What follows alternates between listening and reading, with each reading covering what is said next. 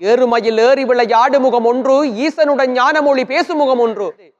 தண்ணீர் பந்தல் போட்டே ஈசனுடைய மனதை கவர்ந்தாரே அப்பூதி அடிகள். இப்படியான குறைகளை சுமந்துதானா நாங்கள் கதிர்காம பாத யாத்திரை செல்ல வேண்டும்? காதலனாக, பாசமிகு நேசனாக சென்று அந்த முருகப்பெருமானை நீங்கள் தரிசிக்க வேண்டும் என்பது. காக்க காக்க கனகவில் காக்க, நோக்க நோக்க நொடியினில் நோக்க.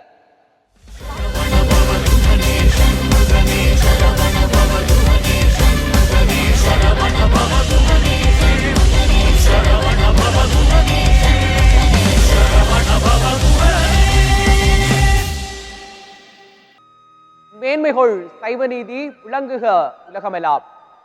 என்னை இறைவன் நன்றாக படைத்தனன், தன்னை நன்றாக தமிழ் செய்யுமாறு என்று எம்முடைய தாய் தமிழுக்கு அழகிய வசனத்தினை சொல்லிச் சென்ற தாய்த்தமிழ் மூத்தவர், தமிழுக்கு மூத்தவர், தமிழினுடைய சித்தர், மகா சித்தர் திருமூலர் பெருமானை மனதிலே நிறுத்திக் கொண்டோ, வேலுண்டு வினையில்லை முருகா, வேலுண்டு வினையில்லை முருகா, உன்னை நினைக்கையிலே துன்பங்கள் எதுவும் இல்லை கந்தா.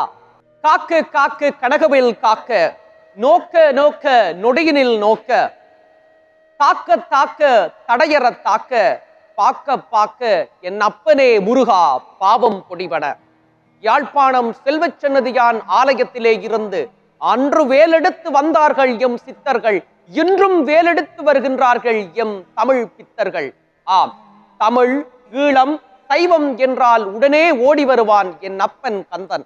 அப்படிப்பட்ட அப்பன் கந்தனுக்காக பாத யாத்திரை சென்றிருக்கின்ற அத்தனை முருகன் பக்த அடியார்களே, ஈழத்திலே பிறந்து ஈழத்திலே வாழ்ந்து இன்றும் ஈழத்தினை நேசித்துக் கொண்டிருக்கின்ற ஈழத்து சைவ அடியார்களே, எம் தமிழ் சொந்தங்களே, உலகவாழ் தமிழர்களே, உங்கள் அனைவருக்கும் சேவற்கொடியோன் அமைப்பு சார்பான இனிய வணக்கங்கள். ஆடி மாதம் என்று வந்தாலே அடடா, காவடி ஆட்டங்களும் கும்மி ஆட்டங்களும் வனாந்திரங்களிலே எம்முடைய நடை பாதைகளாகவும் மிகவும் சிறப்பான முறையிலே முருகனுக்கு நாங்கள் திருவிழாவாக கொண்டாடுகின்றோம். ஆம், இன மத மொழி வேறுபாடுகளை கடந்து இன்று அப்பன் கந்தன் கதிர்காமத்திலே குடிகொண்டிருக்கின்றான். அப்படிப்பட்ட கந்தனை காண்பதற்கு நாங்கள் கல்லும் முள்ளும் குத்த குத்த எமக்கெல்லாம் பஞ்சுமெத்தையாக நிறைத்து நாங்கள் நடைபாதையாக வந்து கொண்டிருக்கின்றோம் வனாந்திரங்களிலே. எப்படி வந்து கொண்டிருக்கின்ற எங்களுடைய முருக பக்தடியவர்கள், சைவ மெய்யன்பர்களை உகந்தை ஆலயத்திலிருந்து மீண்டும் நீங்கள் வனாந்திரத்திற்குள் பயணிக்கப் போகின்றீர்கள். இப்படிப்பட்ட பக்த அடியவர்களுக்கு அன்று 63 நாயன்மார்களில் ஒருத்தராக இருந்து தண்ணீர் பந்தல் போட்டே ஈசனுடைய மனதை கவர்ந்தாரே அப்பூதி அடிகள்.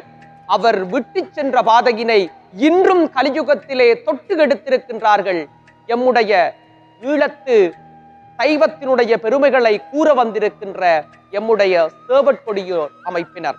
அப்படிப்பட்ட உன்னதமான பணி தொடர்ச்சியான முறையிலே அவருடைய சேவைகள் தொடர்ந்து கொண்டிருக்கின்றது. இந்த காணொளியினை கண்டு கொண்டிருக்கின்ற அத்தனை சைவ மையன்பர்களே, தானத்திலே சிறந்த தானம் அன்னதானம் என்று சொல்வார்கள். கொடுக்க கொடுக்க குறையாத செல்வம் நீர் என்று சொல்வார்கள். 63 நாயன்மார்களிலே ஒரு நாயனார் அப்பூதி அடிகள். அவர் தண்ணீர் கொடுத்து தண்ணீர் பந்தல் அமைத்துதான் சிவனடியார்களாக சேர்ந்தார். அப்படிப்பட்ட உன்னதமான பணியிலே கரம் கோர்த்திருக்கின்ற சேவற்கொடியோன் அமைப்பிற்கு உங்களுடைய கரங்களையும் கொடுத்து பலப்படுத்துங்கள். ஆம், வனாந்திரங்களிலே வந்து கொண்டிருக்கின்ற எங்களுடைய அன்பார்ந்த முருக பக்தடியவர்களிடம் சேவற்கொடியினோர் அமைப்பினர் விடுக்கின்ற ஒரு அன்பார்ந்த அறிவித்தல். வனாந்தரம் என்பது இறைவன். அன்று எம் தமிழர்கள் வணங்கிய முதல் தெய்வம் முருகன். அன்று எம் தமிழர்கள் போற்றிய முதல் பெருமைக்குரிய தெய்வம் இயற்கைதான். இந்த வனாந்திரத்திற்குள் உங்களுடைய பாதங்களை வைக்கின்ற பொழுதோ அந்த வனாந்திரத்திற்கென்று சொல்லி ஒரு மரியாதை இருக்கின்றது. இப்படிப்பட்ட வனாந்திர பகுதிகளுக்குள் முருகா, கந்தா என்று சொல்லி வன விலங்குகளை எல்லாம் துணைக்கு கூட்டிக் கொண்டு தமிழன் கதிர்காமம் நோக்கி செல்கின்றான். இப்படிப்பட்ட புனிதமான இந்த வனாந்திரத்திலே எத்தனையோ உயிர் ஜீவன்கள் வாழ்ந்து கொண்டிருக்கின்றது.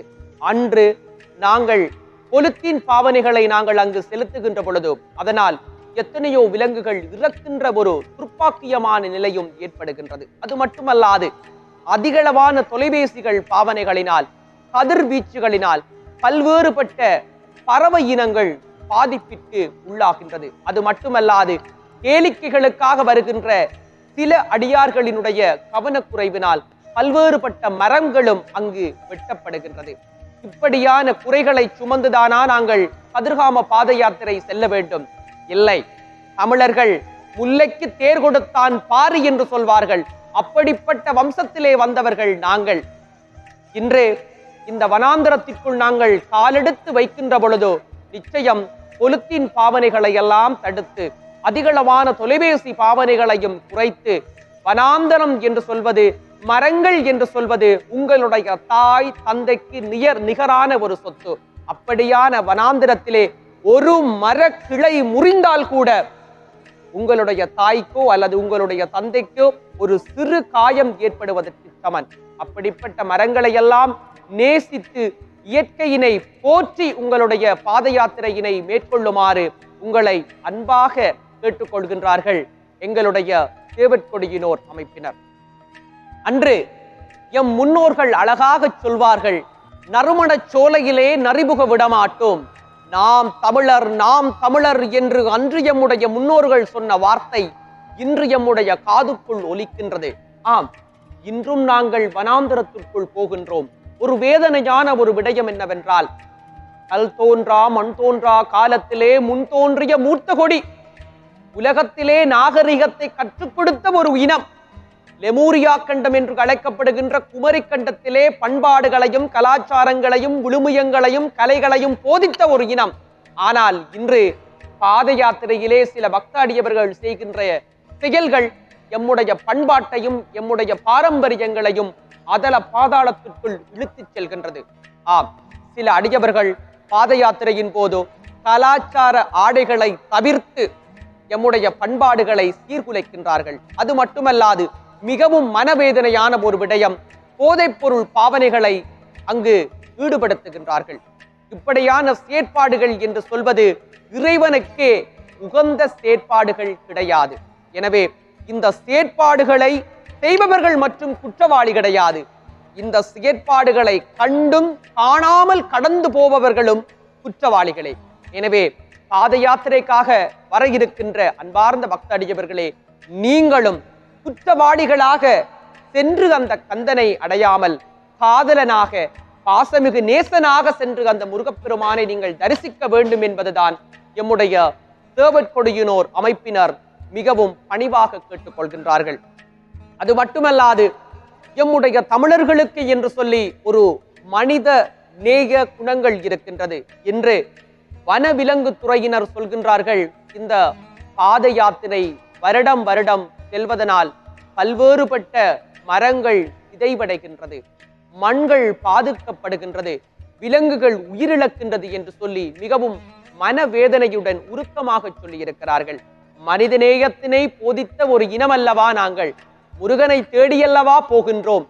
நிச்சயம் இப்படியான தவறுகளை எல்லாம் தவிர்த்து எல்லாம் வல்ல வள்ளி மணவாளனை நாங்கள் தேடி அவனுடைய இரு கரங்களையும் பற்றிக் கொள்வோமாக.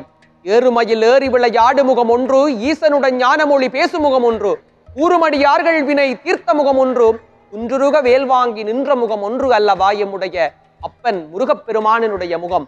அந்த அழகான முகத்தை காண துடிக்கின்ற அத்தனை சைவ அடியவர்களே, சரியான முறையிலே உங்களுடைய யாத்திரையினை சைவத்தினுடைய கலாச்சாரத்தினுடைய பால் நீங்கள் நடந்து சென்று மனிதநேயத்தினையும் மனதிலே சுமந்து கொண்டு உங்களுடைய பாத யாத்திரையினை மேற்கொள்ளுமாறு நாங்கள் மீண்டும் மீண்டும் தெளிவாக கேட்டுக்கொள்வதுடன், அன்று அப்பூதியடிகள், இன்று சேவற்கொடியோன் அவர்களுக்கு உங்களுடைய கரங்களை கொடுத்து நீங்களும் அப்பூதி அடிகளாருடைய வரிசையிலே இணைந்து கொள்ளுமாறு உங்களை அன்பாக அழைக்கின்றார்கள் எங்களுடைய ஈழத்து சைவ நேசர்கள் சேவற்கொடியோன் அமைப்பினர்.